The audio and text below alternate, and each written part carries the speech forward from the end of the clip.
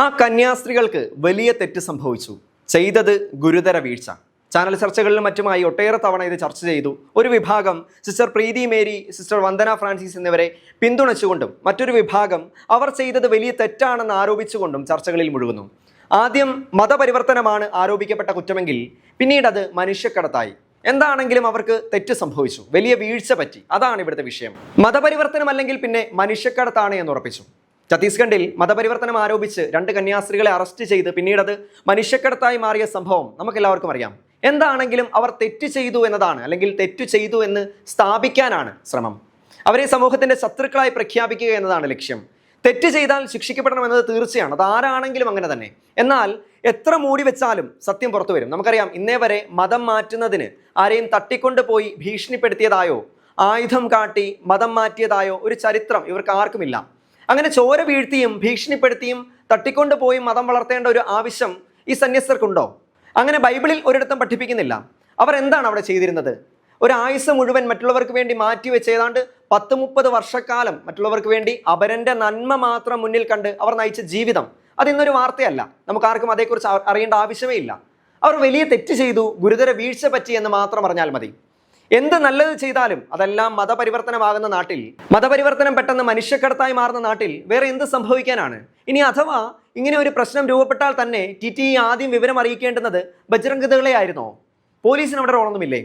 ആരും തിരിഞ്ഞു നോക്കാത്ത ഇടങ്ങളിൽ, ആരും വേണ്ടാതെ നരകിക്കുന്ന പാവപ്പെട്ട ജീവിതങ്ങളെ സഹായിച്ചാൽ അവിടെയും മതപരിവർത്തനം എന്ന ആരോപണം കൊണ്ട് അതിൽ കുറ്റം ആരോപിക്കാൻ അനേകർ ഉണ്ടാകും.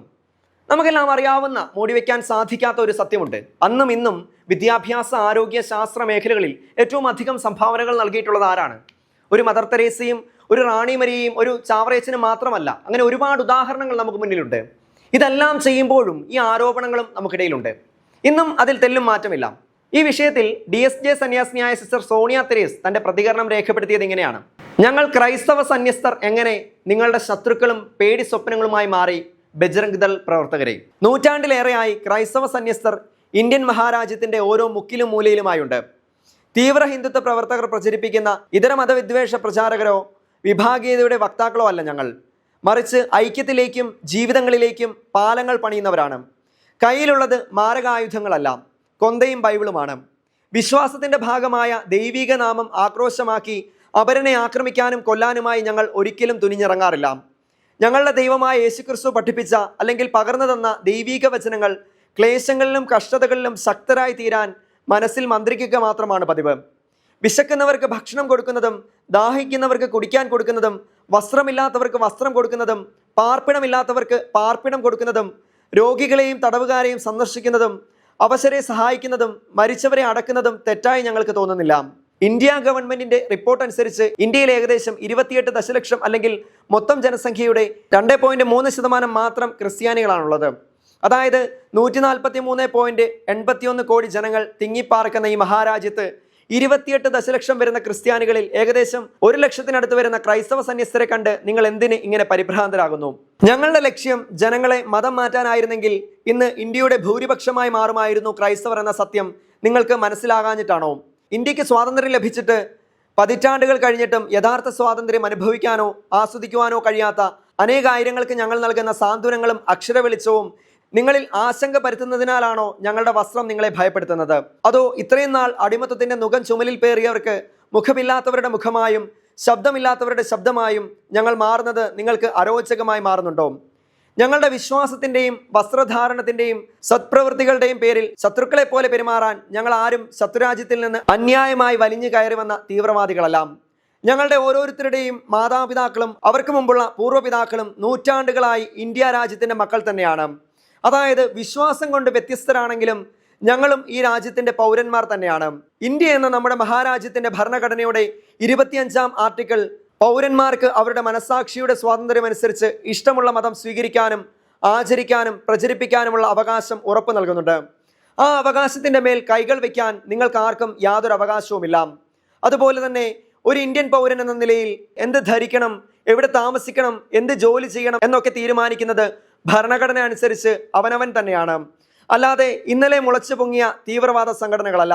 വിശ്വാസ സ്വാതന്ത്ര്യവും സഞ്ചാര സ്വാതന്ത്ര്യവും പ്രവർത്തന സ്വാതന്ത്ര്യവും ഞങ്ങളുടെ അവകാശമാണ്. അത് ആരുടെയും ഔദാര്യമല്ല. ഇനിയും എന്തെങ്കിലും സംശയം തോന്നുന്നുണ്ടെങ്കിൽ ഇന്ത്യൻ ഭരണഘടനയുടെ പേജുകളൊന്ന് പിന്നോട്ട് മറിച്ചു നോക്കിയാൽ 19-ാം ആർട്ടിക്കിൾ ഇന്ത്യൻ പൗരന്മാർക്ക് ഭരണഘടന ഉറപ്പു നൽകുന്ന മൗലിക അവകാശങ്ങളെക്കുറിച്ച് കോറിയിട്ടിരിക്കുന്ന തങ്കലിപികൾ കണ്ണു നിറയെ ഒന്ന് കാണുന്നതും മനഃപാഠമാക്കുന്നതും നല്ലതാണ്.